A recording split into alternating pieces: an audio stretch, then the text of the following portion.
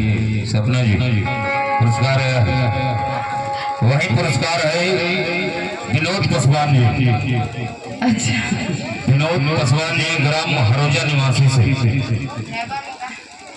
और उपेंद्र सिंह जी ये हमारे दूल्हे रैया के चाचा जी की तरफ से पूरे 501 रुपये का पुरस्कार अदा फरमाते हैं। हमारी कंपनी बार बार शुक्रिया अदा करती है और करती रहेगी। लेकिन कहानी मुझे तो बार हमारे पास भर जाए पैसा से। चाचा बिना पैसा के आई बड़ी कहीं से भर दी कची ना सुने लगा ना कम सुना बा।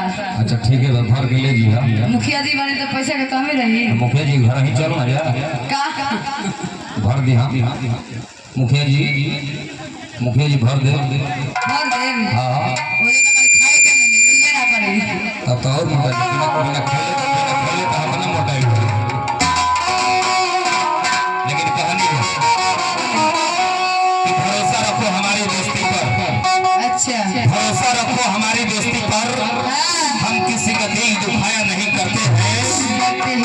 आप और आपका अंदाज हमें अच्छा लगा, वरना हर किसी को हम दोस्त बनाया नहीं करते हैं, बनाया नहीं करते हैं।